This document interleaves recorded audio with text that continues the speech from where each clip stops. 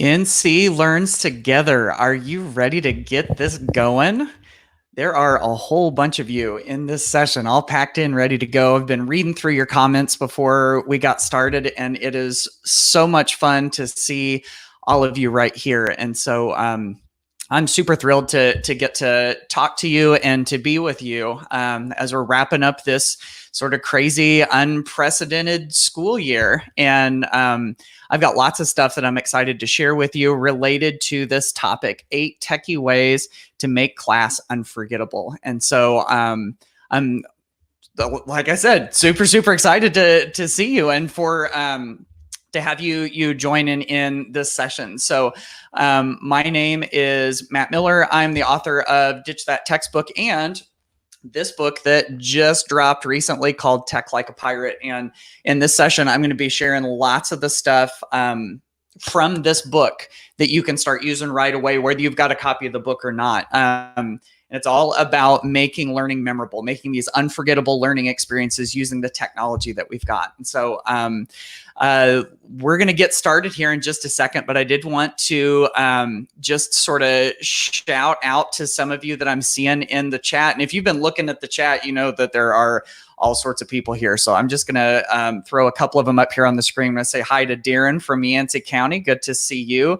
Angela's here from Benson Middle. Welcome to the session. Heather's here from Midland, North Carolina. Good to see you.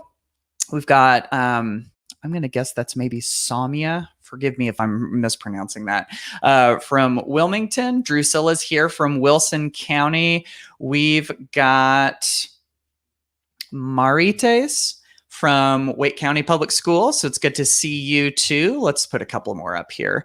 Helen is here from Outer Banks, a place that I would love to go visit at some point. Never have. Squeaky Altman, there's a familiar face. I know her from Twitter. Good to see you. Joyce is here from Wayne County. Zindi is here from Catawba County. It's good to see you as well. We've got Tanya Clark Stover, art teacher. And we'll do one more. Melissa Allen, good morning to you as well. Oh, there's a bunch of you in here. This is fantastic. And so I don't want to waste a whole lot more time, not like wasting, like this is wasting time getting to say hi to all of you, but I don't want to take any more time doing that because I want to dive right into the good stuff that we've got to talk about today. So we're getting into 8 techie ways to create an experience. These are ways that we can use the technology that we've got in our classes or in our remote classes, because we really don't know what in the world we're going to be doing in the fall. And so, either way, I think we can use the technology that we've got, not just to teach a lesson, but to make learning unforgettable. And so I'm going to be sharing a bunch of ideas on that. I'm going to keep an eye on the chat as best as I can. There's lots of stuff coming into it. In fact, I'll put this up. Tell us how to make the chat posts pop up and the banners on the screen. I'm using a tool called StreamYard to do this live video. And will I give you the link? Yeah, absolutely. In fact, you know what? If you look on the screen right now, there is a link right there, ditchthattextbook.com/pirate. That's a link that you can use to get to the resources for this session. I've actually got a couple of links that I'm going to share with you all. So let's get right into it. What do you say? I wanted to share a couple of quick things with you. In fact, I'm going to put these links down into the chat real quick. Ditchthattextbook.com/101 was one that I wanted to tell you about. So if you end up liking the stuff, I hope that you like the stuff that you have in this session. You might want to check out that link, ditchthattextbook.com/101. And what it will do is it'll get you these 3 free ebooks. One of them you can see on the right side of your screen, 101 practical ways to ditch that textbook. I've got lots of practical use in class, use in virtual class, tomorrow ideas that you can start using right away. There's another ebook that deals with doing that with G Suite. And then I've got another one that's not even on the screen called 50 Free Templates for Teachers. And so if you're interested in getting any or all of that stuff, head to ditchthattextbook.com/101 And it'll also sign you up for my email newsletter, where you can get lots of really practical ideas for teaching that you can use right away. You get them in your inbox once a week. And then there's the second one, techlikeapirate.com. In fact, I'm going to put this banner up at the bottom and may leave it up here for a little while. This is a place where you can go to get lots of free resources related to my new book, Tech Like a Pirate. It's got all of the main ideas that we're going to be talking about from the book in this session. And then it's got lots of free resources, including kind of like how-to articles and blog posts and podcast episodes and tutorial videos and all of that. I'm all about giving things away for free. And so I really wanted to put that page together for people who, whether they get the book or not, they can get a bunch of these ideas. And so anyway, wanted you to be able to check that out if you wanted to. So let's keep moving. A couple of quick things to let you know about. Number one, this link for the YouTube video, probably right up there. This link can be used for the video for a replay later. So this is going to be saved on YouTube as an unlisted video. You can't get to it through my public facing YouTube channel, because I'm just doing this for NC Learns Together. This is just for you all. So hang on to this link if you want to go back and watch the video again later. So when you registered, or if you went on to Sked or something and you were able to grab that link, if you want to hang on to it, this video isn't going anywhere. So if you ever want to come back and watch it again, you certainly can. And then here's the other part. And some of you already started doing this. I love to see your ideas, as well as any questions that you might have. And I'll do the best that I can to get to as many of them as I can in this session. And so if I talk about something and you've tried it before, tell us about it. Or if I talk about something and you go, oh, that would be really cool, I bet you could do this in your class with it. Tell us about it. Put it into the chat. And you saw how I was throwing some of those up on the screen. I'd love to be able to continually do that throughout the whole session. All right. We ready to do this? You guys excited? You ready to go? All right. So let's get this going. So this whole idea of 8 techie ways to make class unforgettable started with this book for me. So I'd love to see in the chat if you're familiar with this book, Teach Like a Pirate by Dave Burgess. So drop it into the chat and let me know if you're familiar with this book. And see, for me, in fact, I think I should have thought of this ahead of time. I've got my copy right here. And so this is my original copy of Teach Like a Pirate, like worn corners and coffee stains on it and everything. And this book was instrumental for me in my teaching journey. And I remember reading it, and right away, there was one line that really stuck with me and just continually made me kind of think about it and incorporate it into my classroom. I'm seeing a lot of you in the chat are familiar with it. Some of you aren't. So, hey, some are reading if you want to, right? This was the line that I kept coming back to from the book. In the book, Dave Burgess wrote, "Don't just teach a lesson, create an experience." He talked about how if you just teach a lesson, that's forgettable. But if you make it a memorable experience, that's something that kids are going to take with them, that they're going to be able to remember. And I just remember that echoing in my ears over and over again. And I'm going, yeah, that's the kind of thing. That's the kind of thing that I want to be able to do. And so after I did that, I started thinking, how can I use the devices and the digital tools that I've got to create an experience? Not because I wanted to only use technology, but that's just kind of the way that my brain works sometimes. And so I kept coming up with all of these ideas. Oh, we could use our Chromebooks to do this one cool thing. Oh, there's this one digital tool we can use online, and that would create an experience. Oh, there's this one app that, the students would totally love this. And so I started putting technology together with making an experience and just brainstorming all of these ideas. And I think I didn't realize it at the time, because this was back in 2013 when I read this book. I didn't realize it at the time, but I was actually starting to write this new book that I have out, Tech Like a Pirate. So basically, I wasn't planning on it, but I started writing this book 7 years ago, just gathering all of these ideas together. And so that's basically the premise of this session. Is I want to share some of the ideas from that. And this was one of the crucial parts of the whole idea, is to kind of wrap our brains around this. If class is forgettable, how do we expect students to remember? You know, I think about when I was a student, and so many times I would get into a class that was not very engaging, and I would just quit paying attention. You know, I'd stare out the window, or I'd start thinking about something else. My attention switch was off. And at that point, the teacher had lost me. You know, there wasn't any learning that was going on at that point.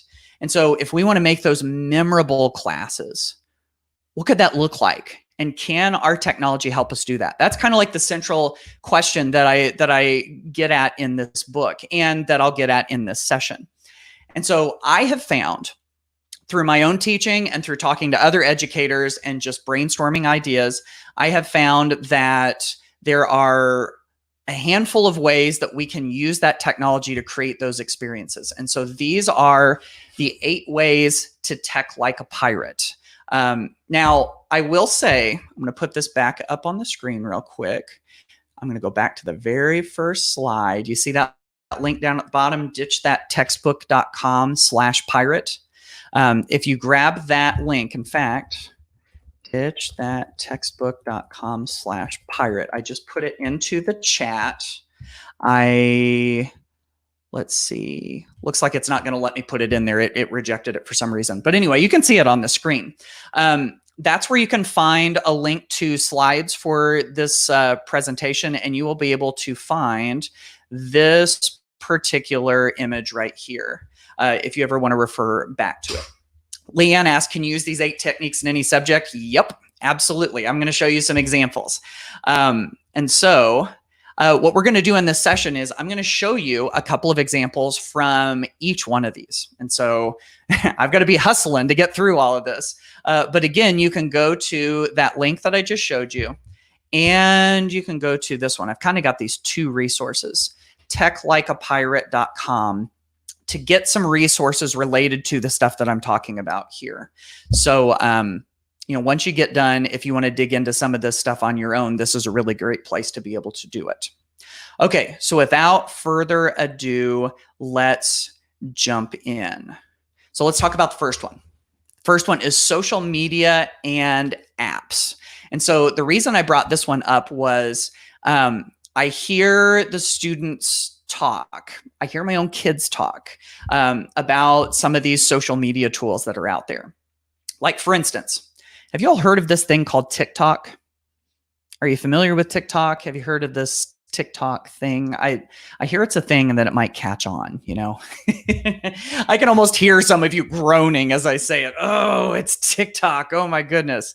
But you know, whenever students are sort of engaged in these kinds of things, one of the questions I always come to is, can I use this? Can I use it to make learning memorable? Can I use it to make that unforgettable experience? And so one thing that I've found with some of these social media apps is this. Kids are excited about them. They're familiar with them. But if we want to try to use them for the classroom, there are stumbling blocks, right? And the problem with it a lot of times is that our students aren't old enough to be able to use some of these tools, because, you know, the terms of service say they've got to be 13 or older or 18 or older or something like that. Yeah, I know some of them continue to do it even if they're not that age, but you know, we don't want to promote that, I guess. And then being able to see their work, even if they got the app to try to do things in class, seeing their work on the social media platform, it's like, it's going to be this great big headache. So this idea dawned on me. I actually tried to do a version of this years and years and years ago when the social media platform Vine was around. I'm wondering if any of you remember Vine. Would love to see that in the chat. But you know, Vine were these 6-second looping videos, and I remember my students being all excited about Vine. So anyway, I tried to kind of recreate the experience of Vine, and it made me realize something. and this is the takeaway for this whole section right here. You don't need the app to create the experience. Let that sink in for just a second. You don't need the app to create the experience. And here's what I mean by that. If we want to kind of harness the interest of TikTok or of Instagram or of Snapchat or Twitter, those are the ones that are on your screen right now, at least. If you want to harness the interest of that, but you don't want students to get the app, let's find ways to bring the ideas of the social media app into the activities that we do. Now, one of the big ways that I did this was I used a simple tool that all of my students would have available, and that would be Google Slides, to create these templates where students could do activities inside of those Google Slides templates. They would never need the social media app. And if we did that, then all I'd have to do is just share out this social media inspired Google Slides template. They do the activity in Google Slides. Nobody needs the app, and it feels like it. Let me give you an example. One of the ones on the screen is Instagram stories. And if you're familiar with Instagram, I bet you're familiar with the Instagram stories, which is, it's where you can add little short video clips and images to your story, and people can play it. And then it just cycles through the things that have happened to you through your day. And I thought that would be such a cool formative assessment activity. Like, what if students were able to show what they know through an Instagram story? And so I basically just set up a Google Slides template where students could insert videos or pictures on top of this template. And then we'd be able to kind of flip through them and look at them as if they're an Instagram story. So all of these templates that you see on the screen, all of these things up here are all things that you can get downloads for. And you can go to my Teachers Pay Teachers page and just kidding. Remember how I said I like to give things away for free? I don't even have Teachers Pay Teachers. These are all available on my website. So let me put that link back up on the bottom of the screen. There it is, techlikeapirate.com. Go check it out. That's where you can go get these templates. These are things that I talk about in the book as well. So techlikeapirate.com, you can go download these and start using them right away. So, and then of course, all you do here is you just take these templates and you can assign them to your students using whatever learning management system it is that you use. So, I think I just made Angela's day. Yep, absolutely. Happy to share. So, anyway, to see kind of what these look like in practice, I wanted to show a couple of quick examples. The one on the bottom left is an example of a student telling time with a little video clip in that TikTok template. For the Instagram stories, I really like this one up here. Was it this one? Yeah, this one was the one where they had the students do it was almost like planning a trip. One of those activities, where you plan a trip and you figure out where you would go on the trip and how you would get there and how much it would cost and everything. And they demonstrated it through an Instagram story. And so that's what some of those look like. So if you're interested in digging into any of this stuff, you can always go right over to, like I was saying earlier, techlikeapirate.com to get those. And I might even ask you this big question, even whether you use those templates or not. What are the apps and social media that kids are interested in? And what's the hook that draws them in because of it? What's the hook that particular thing has? With TikTok, it's little short creative videos. With Instagram, it's the ability to share images and video with your friends. And so if you can figure out what the hook is that draws kids in, and you can integrate that into your activities, then it really does start to feel a little bit like social media. So anyway, that's just another way to be able to create an experience using those kinds of things. Let's go to number 2, video. And of course, we've got all sorts of video all over the place. We're all using it. YouTube is the second biggest search engine in the world. And, there are billions and billions of views on that all the time. And I think whenever we do these presentations, these education presentations, we say, oh, look at all of the cool video tools that are available out there. And so you have things like, Flipgrid and Screencastify, WeVideo, Adobe Spark Video. This one's actually supposed to be iMovie. I think I put the wrong name on it. And then Doink Green Screen. These are some really good ones. And of course, we could talk about, look at all of you with your Flipgrid stuff. Oh my goodness, Flipgrid. Flipgrid is and yes, Flipgrid is the best. And I totally agree with you. So I want to show you, instead of talking about these tools, about Flipgrid and all the others, I wanted to give you a way of looking at them that might be a little bit different. Because think about the way that you have students record these videos. A lot of times it's just like this. I mean, like, here's me right here with my, my webcam. And this is the way that we record to a tool like Flipgrid or Screencastify or whatever. A lot of times, head and shoulders, straight to camera, talking into the camera. Here's a way we can turn this into a little more of a memorable experience and not just a lesson. Think about the lens that you can see your activity through. This is a big idea that you can apply to lots of activities, whether you're face-to-face or in the remote learning classroom. What's the lens you can see this activity through? So let me give you an example of what I mean by a lens. A lens is like this. Instead of, let's say that we're doing an activity where we're studying something that has happened in history, and we're trying to recall some of the major points of it. And we have students recall some of the things that they remember about it. And we record it in a video. Instead of just doing a, head and shoulders straight to camera video, what if we do it like this? What if we put a unique lens on it? Like, for instance, what if they deliver that information as if they're a news anchor, sitting at the desk with the paper, getting ready to talk? With Flipgrid, another neat thing about that is you can add images to your Flipgrid videos. And so you could have them off to the side like this, and then you could have them put an image, because you can insert an image onto a Flipgrid video, have an image up here. And now it's just like the news anchors where they've got the little picture of what they're talking about next to their head. Or an on-the-scenes TV reporter, have them record a video with their mobile device if they've got one. They go outside or they go someplace and they talk to their camera and they're like, hey, we're on the scenes at this place where, and they give details as if they're an on-the-scenes TV reporter. How about like a horror movie? Do any of you remember the Blair Witch Project? It was memorable, but not for the right reasons, I think. It was this sort of low budget horror movie on purpose. And it was basically filmed as if people were experiencing it in real life with it wasn't a cell phone. I think it was a camcorder at that time, but they're like, talking straight to the camera, and the camera's wobbly like this.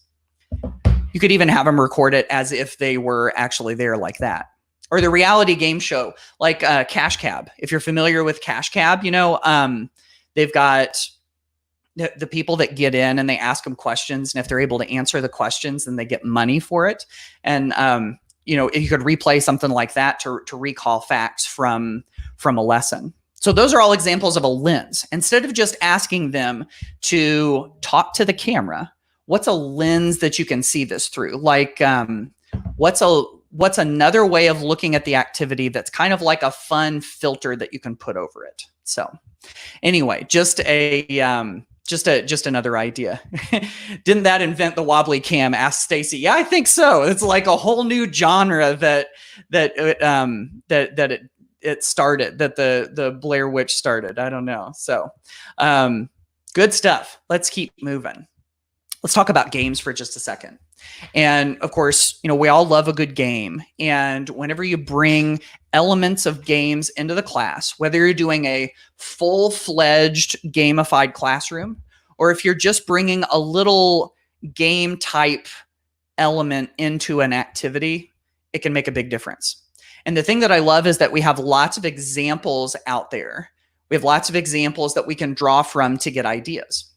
Like console video games, Xbox games, PlayStation games. You've got mobile app games, those popular things that we've downloaded for so long. You remember when Pokemon Go was all the rage? You've got board games like Risk and Monopoly and Clue. Retail rewards programs. You think about those. For me, for instance, I've got the Starbucks Stars, the Starbucks Rewards app. I don't really like Starbucks coffee all that much, but if I can earn stars and then I can get free stuff from it, that's huge. And so if you think about it, people are drawn into that kind of stuff. And if people are drawn into that, there's a reason for that. And if we look at it and we think, if we use some of the same strategies that those retail rewards programs do in the way that we do class, maybe students will be drawn in the same way. Playground games, role-playing games. My family's really gotten into Catan recently. Settlers of Catan. We've played a whole bunch of that this spring and summer. And so use those as inspiration to think about how you could bring game elements into your class. Let me give you an example from my own classroom. So this came from my high school Spanish class. This was several years ago. And we were getting ready to have the Olympics that summer. And so it was time to do some final exam review. And instead of just doing like a couple of one-off review days, I decided to try to make it into an experience, try to make it memorable. And so we did the Spanish class Olympics. And with that, it was a multi-day thing where I divided the students up into 3 teams. And then, Danae, I'm not giving you my stars. I like my stars. Sorry. You can beg for them, but I will not give them to you. Anyway, with the game, what I did was I divided them up into teams, and there was a leaderboard. You can kind of see this on the screen right over here. And each day we played a different game. So we played stuff like Kahoot. I don't think Quizzes was around at the time, but we did play Kahoot games. We played some digital ones. We played, analog face-to-face games. Like there was one I played called Trashketball that I learned from my own middle school math teacher. And so each one of those days, whoever won the game for the day got points for their team. So it was kind of like the Olympics and the medal count, right? At the beginning of class, what I would do is, and I like to have this little video on here, but I don't think it's going to play. This YouTube video has the theme music for the Olympics on NBC. I think it's called Bugler's Anthem or Bugler's something. And you play it, and it's what I would do was, as the students were walking in, the bell would ring, and then I would hit that, and I would play it at the beginning of every day. So it would actually kind of feel like the beginning of a broadcast of the Olympics. So all of those little things added up to an experience. There was a leaderboard, there was music, there was different games, there was competition. Lots of ways to bring games in, right? And so, again, like... oh, and it looks like Rachel's done something similar. She says, this is how we ended our school year, virtual Olympics. Finished it today with the medal ceremony. That's awesome. And Rachel, if you get a second, tell us a little bit about that medal ceremony. I'm curious about that. Dalton even said, I used Epic Olympic Games this year virtually. My students are split into 5 countries. Oh, I didn't even think about splitting them up into countries. Wow, that's brilliant. I totally love that. Let's see what else we've got here. Adrian was saying, this is what my 2nd grade students have told me they miss most about being in class together, playing games during small group. I know. And when we get back, it's like, this is the stuff that they're going to love, I think. So I just caught this one. This was earlier. Jessica says, I'm drawn into Food Lion and CVS Rewards. What does this say about me? You know what it says about you? It says that you love really, really long cash register receipts. I think that's what the CVS part at least says about you. So, all right, good stuff. Keep dropping these ideas into the chat. I'm getting going sometimes and I forget about the chat. So forgive me. I'm going to try to keep my eye on that a little better. Let's go to the next one. Collaboration. Okay, so the example I'm going to share with you here is a face-to-face one, but I still wanted to touch on it real quick because I think a lot of times when we talk about collaboration and we think about collaboration digitally, a lot of times it's like share this document with another student, or they're working kind of like together on the same shared space but on their own devices. And then collaboration ends up looking like a bunch of kids sitting at their seats looking at a bunch of computers. And I think, there's no face-to-face. There's no getting up and moving around. This doesn't feel like collaboration to me, So that's why I started doing this whole digital gallery walk thing. So when you get back to class face-to-face, this is something you can totally use. Have your students create something digitally. For me, it might have been like a stop motion animation using Google Slides, or have them make an infographic or something like that. They pull it up on their screen. And then they they just leave their device sitting on their desk, and then they push back from their desk and they stand up, and then they go walk around to each other's desks. That's what you can kind of see in the graphic right here. And so they're able to go see each other's stuff. And so if there was like a stop motion animation, they could go and kind of flip through the slides and look at the animation on someone else's device. Oh, that's cool. And then they walk over to somebody else's. The other thing that's cool about this too is it makes for small group presentations. So if you look over here on the far right, you can see this one device with 3 students looking at it, and then there's one student right here. Imagine this cluster of 4 desks. You have one student who's doing a presentation on what they've got on their device to these other 3 students. Then whenever they're done, they rotate and they go to this student, and then they go to this student, and then they go to this student. Give them a minute to present, maybe 2 minutes, however long. You rotate 4 times. That's what, 2 minutes times 4 is 8 minutes. And you will have gotten every single student to talk about what they created, giving them an opportunity to present it and to talk about their thinking. This is just one little easy way to build in some collaboration. So just keep that one kind of filed away. All right. Now, we're about halfway through the presentation. And I want to address a common pushback when I start talking about these kinds of things, because basically we've been talking about ways to make learning unforgettable, ways to make it an experience, right? And sometimes I get a little bit of pushback on that. And I'll have people, they might not say it out loud, but I can totally read it in their body language. It's the ones whenever I do a presentation that are doing this. Like they got their eyes crossed. They're kind of giving me the side eye. And they're like, this isn't serious learning. You're talking about goofing around. You're talking about having fun. This isn't serious learning. Why do we need to do this? We've got too much content to cover. This isn't serious learning. So let me give you some research that backs up some of the ideas that we've been talking about.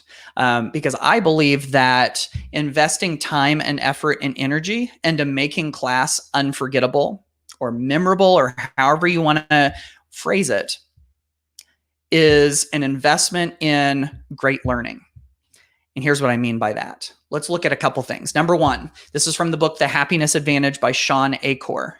And in his research in his book, he says that we are 31% more productive when our emotional being, our overall being, is not at negative. It's not at neutral, but when it's at positive. So if we are in a positive mindset, a positive emotional being, we are more productive. And so if we want to get more productivity in our classes, going for that positive, that's one research-based way of being able to do it. Here's another one. This is from a neuroscience study. And so here's what this found. It says emotional events. And when I say emotional events, we're talking about emotions, which can, of course, be super positive emotions. But of course, it could also be negative emotions. But of course, we're going to focus on the positive ones here. That's what we want to create in our class, right? Emotional events often attain a privileged status in memory. If we want things to have that top of mind place in our long-term memory, tie emotion to it. This is neuroscience. This is the way that our brains work. Here's another one. I love this one. This is from the National Institute for Play. And it says that based on a bunch of long-term studies that are still going on right now, it says play-based learning, and this is my favorite part, with playful teachers, with teachers that are willing to be part of all of that, heightens overall long-term performance.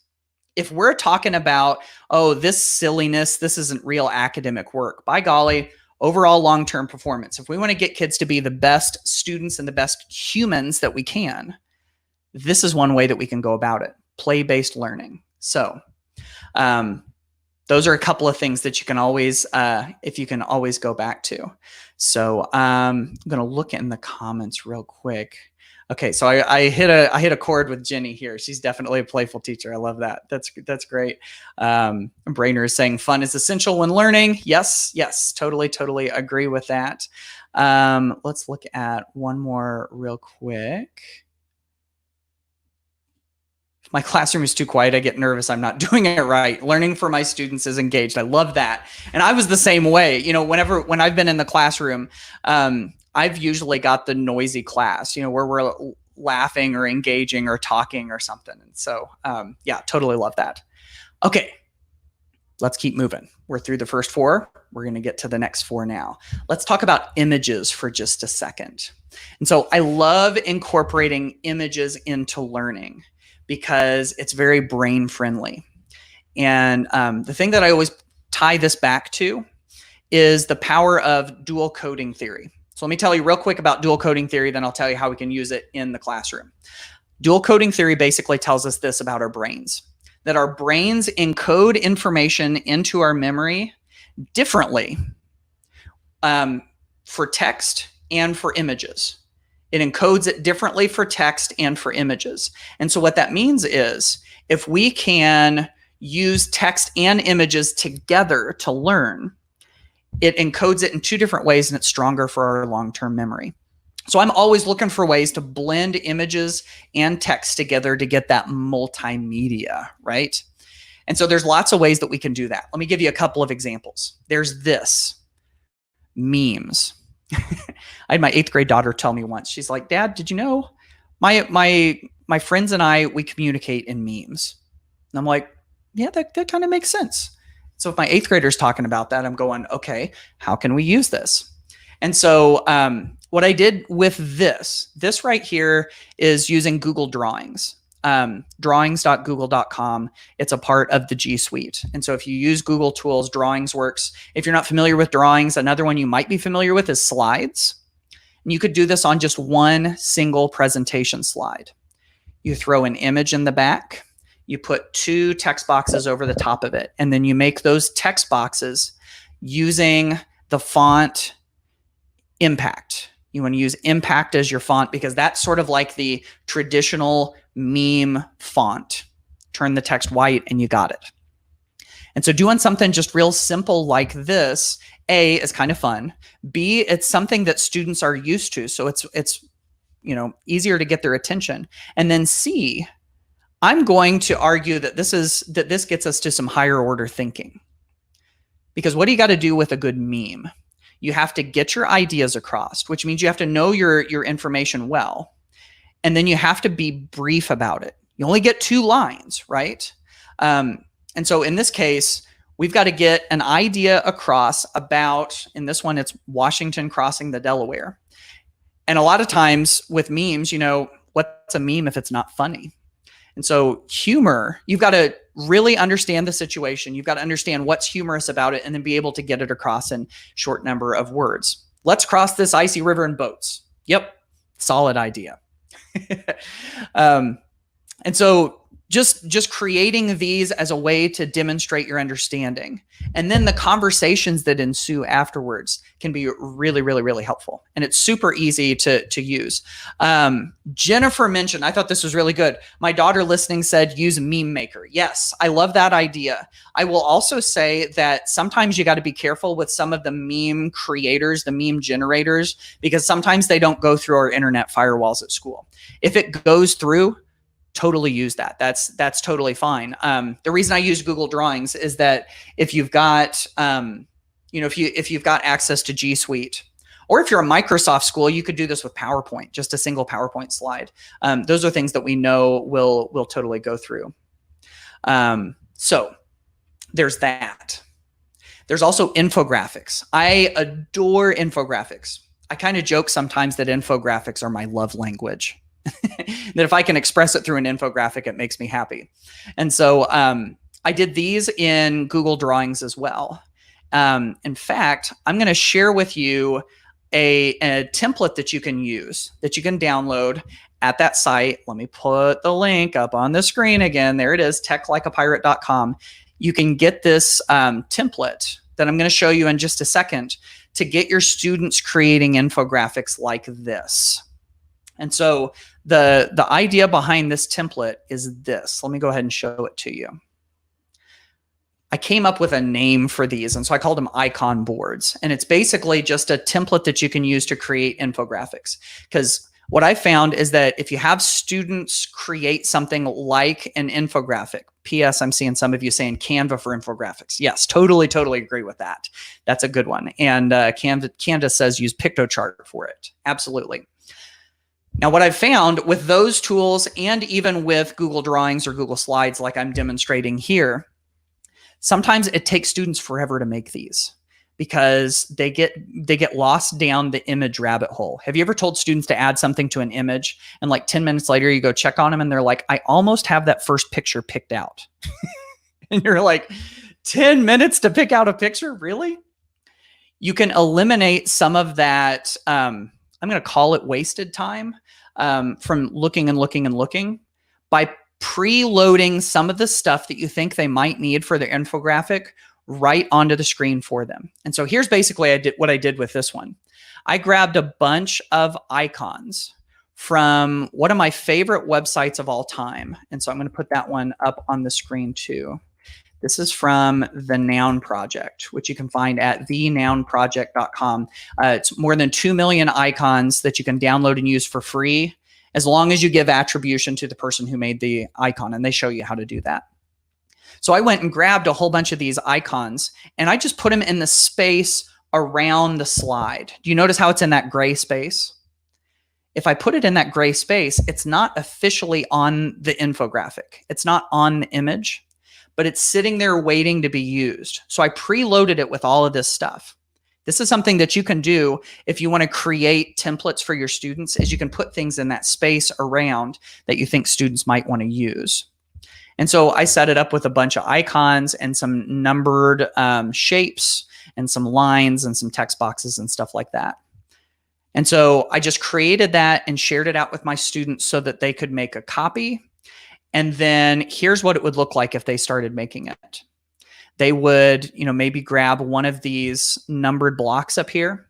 By the way, whenever I would use one of these, I would click on it and use the Control D.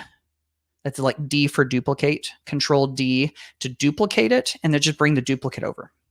And can you imagine why I would want to do that?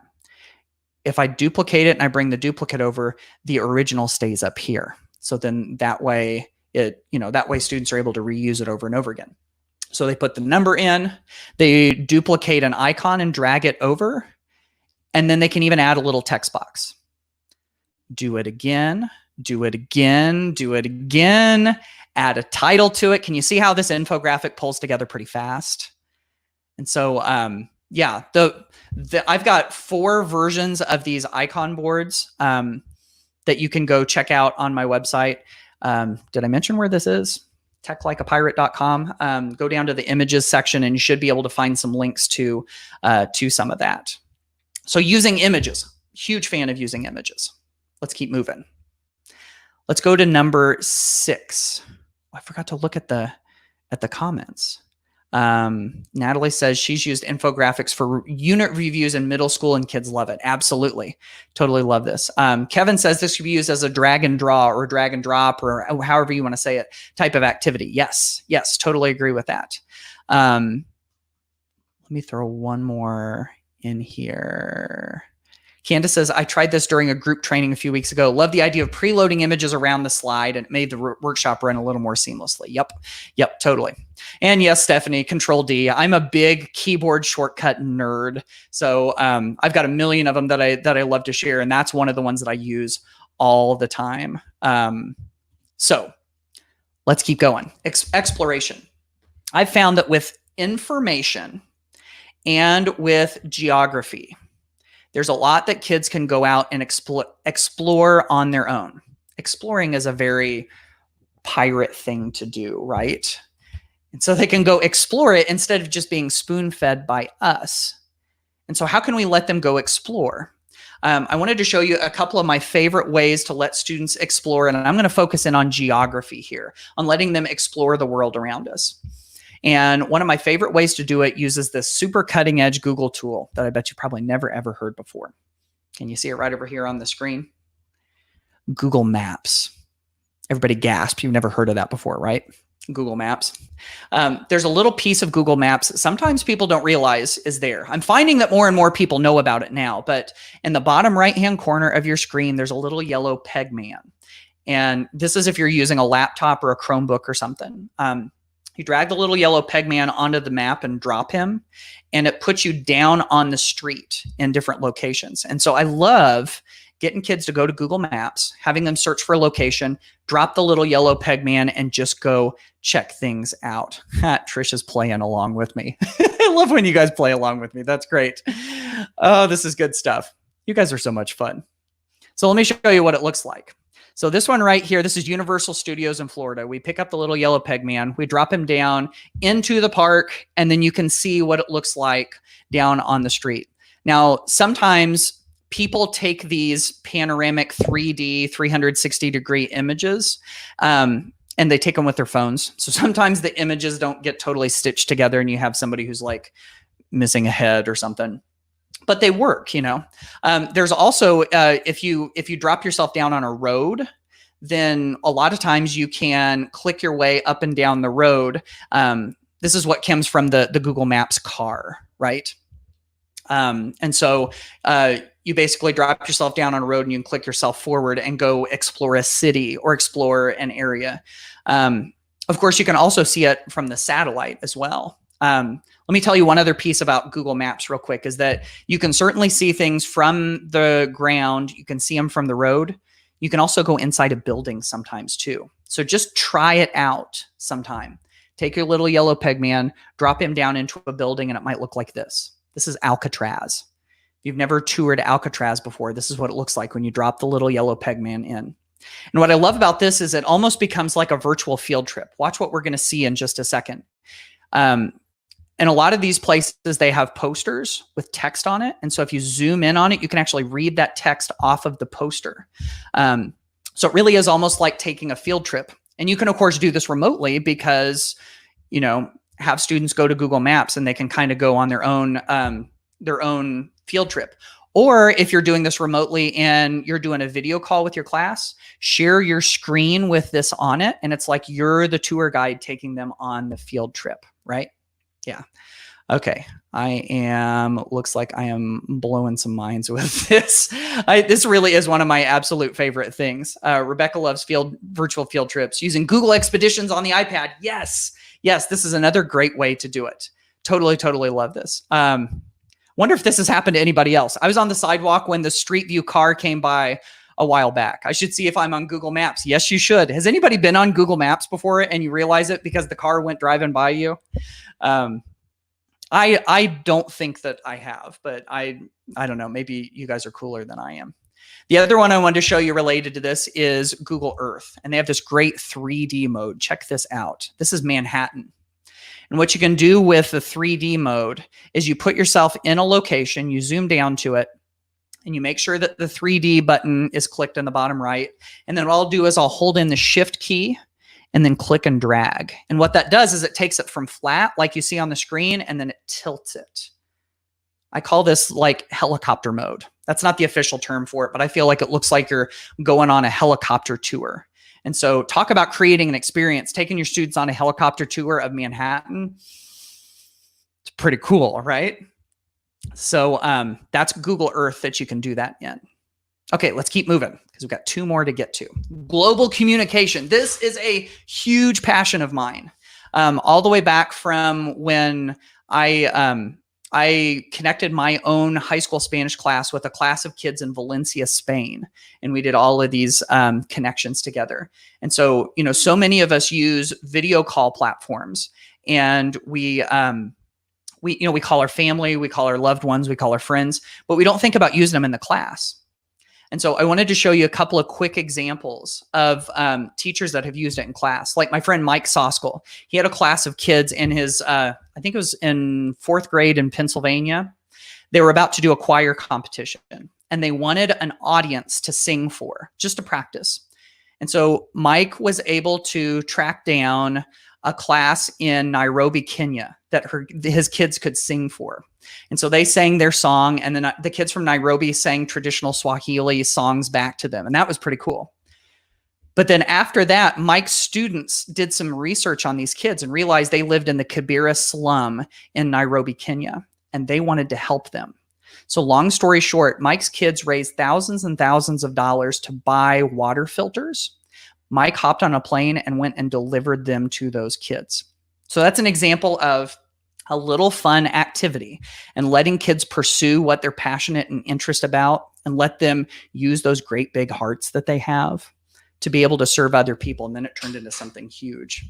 Let me show you another example. This is my friend Todd Shriver, who teaches history here in Indiana. And he teaches this one class.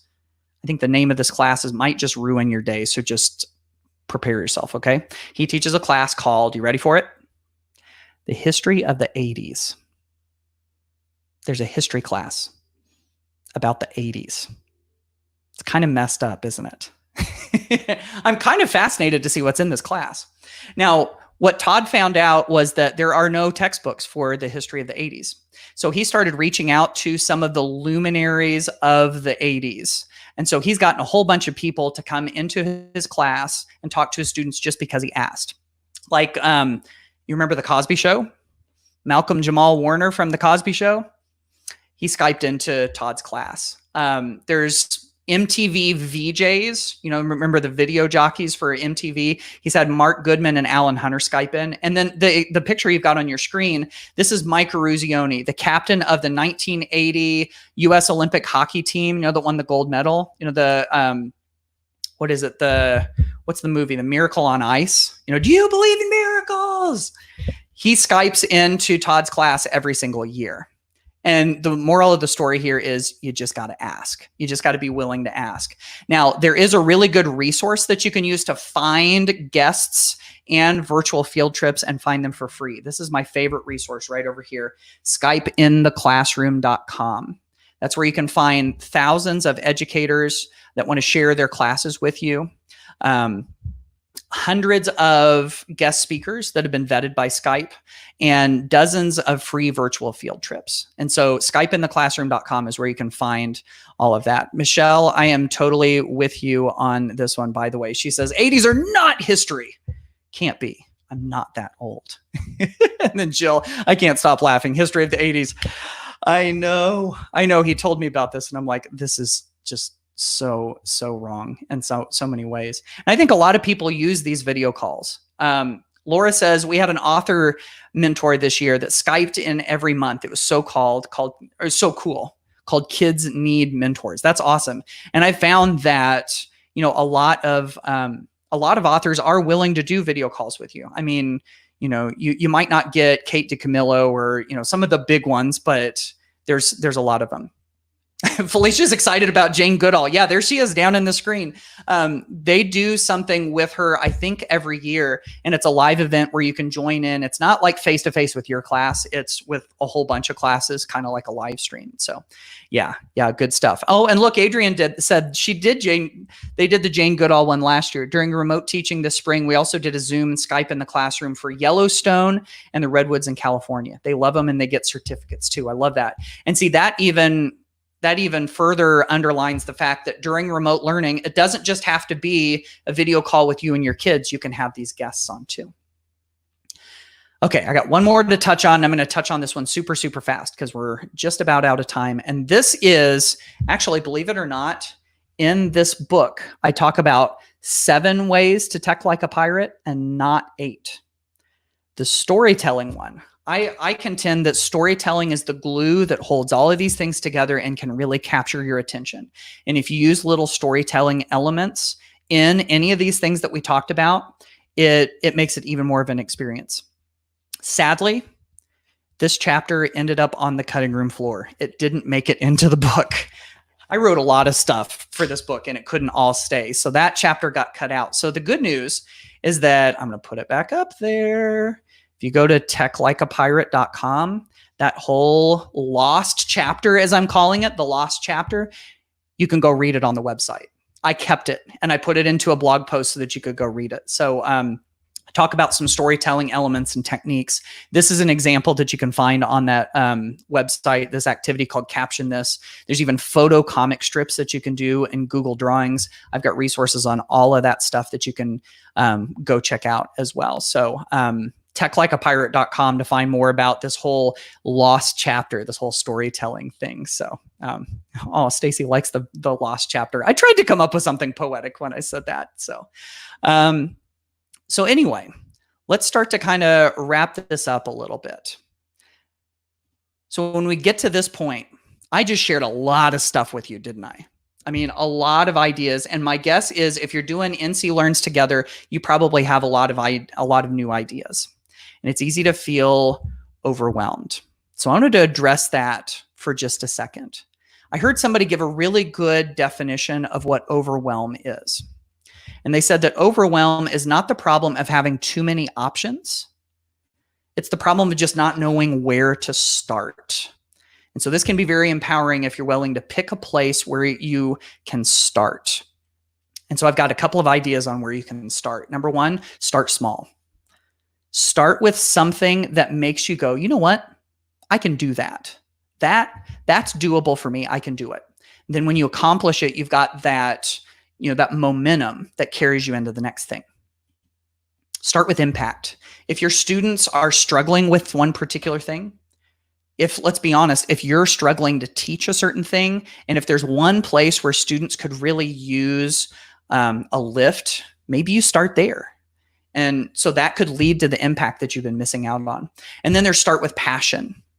Start with something that you're excited about, because passion is contagious, right? So what are you passionate about? What are your students passionate about? Maybe that's the place that you start. So as you're looking at all of the ideas, this is just a big picture thing for you when this whole thing gets over with. As you're looking at all the ideas and all the things that you could do, and it's time to take action, where do you go? Start small, start with impact, start with passion. Maybe you use one of those and come up with a place to start. Okay, I have a surprise. I'm going to give away, if you hung around, I've seen a couple people have dropped off. I'm going to give away 2 copies of this book right now to those of you that are here. I want to see everybody go ballistic in the comments right now. I'm going to give some free copies of this book away. And so here's what you got to do. There's that link right there. I'm going to leave that up on the screen pretty much until we're done, I think. bit.ly/NCLearns528. That is your feedback and attendance form. And so you got to fill that out for my session. You fill out the first screen, you go and you pick a time, and then you pick a session and you answer some questions. Now they're coming through to me. Yes. Okay. You guys are excited about the books. I was hoping so. And so I'm going to give 2 copies away to people who fill out their forms. So you could end up with, and I'll sign them and I'll stick them in the mail to you, and I'll put some stickers in them and all of that. So you can get a signed copy of my book and some free stickers if you go to the link, bit.ly/NCLearns528. 528, like the date, right? So go to bit.ly, do it now, bit.ly/NCLearns528. Go fill out that form, and I'm going to have Stacy or someone pick out 2 people at random to receive books. She's going to give me your email address, and then I'm going to email and you say, hey, guess what? You won. Give me your address and I'll send it to you. So there you go. There's that. I'm going to wrap up by saying, remember, there are the free resources. That page isn't going anywhere. It's available to anybody. techlikeapirate.com. I love giving things away for free, and there's a lot that you can get started with, whether you have a copy of the book or not. So techlikeapirate.com right there. Let's see if I've got any questions in here. David and Cindy ask, can you give details about your appearance on North Carolina on June 11th? I'm so sad about that. It got canceled because of the pandemic. I was coming to North Wilkesboro. Oh no, wait. I'm doing a virtual, I'm looking at my calendar up here. I'm doing a virtual presentation there. I'm still getting details on that too. So I don't have anything off the top of my head right now. Oh, I wish I would have known about this earlier. I could have tried to dig up some more information for you on that. But the other website is ditchthattextbook.com/pirate. Let me put that one up here real quick. up on the bottom of the screen right there. That was the other one that has the slides and some of the resources for this very presentation. So let's see if I got anything else. You guys are making my day with all of these comments here. So thank you so much for being here. Yeah, I think we're pretty much to the end here. So fill out that survey so we can get you a free copy of my book. And again, there's that resource page and there's that resource page. And again, the link to this session, grab it if you want to hang on to it, if you want to watch this again at some point. So I'm going to sign off on this. I've had a blast hanging out with all of you. Thank you so much for being here. I had the best time. Take care, be safe, and hopefully I'll get to see you again on one of these sometime soon. Take care.